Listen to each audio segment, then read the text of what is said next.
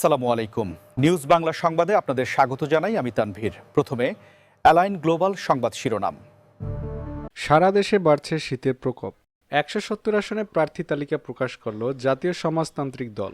তারেক রহমান চাইলে একদিনের মধ্যে ট্রাভেল পাস ইস্যু করবে সরকার, পররাষ্ট্র উপদেষ্টা।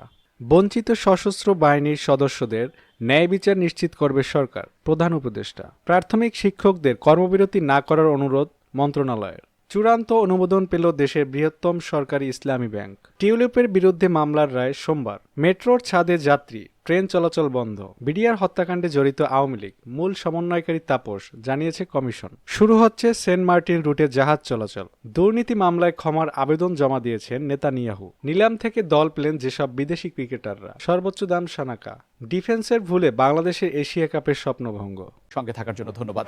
পরবর্তী সংবাদ দেখার আমন্ত্রণ জানিয়ে এখনকার মতো শেষ করছি। নিউজ বাংলা সংবাদ ইউটিউবে দেখতে ব্রাউজ করুন ইউটিউব / নিউজ বাংলা চ্যানেল।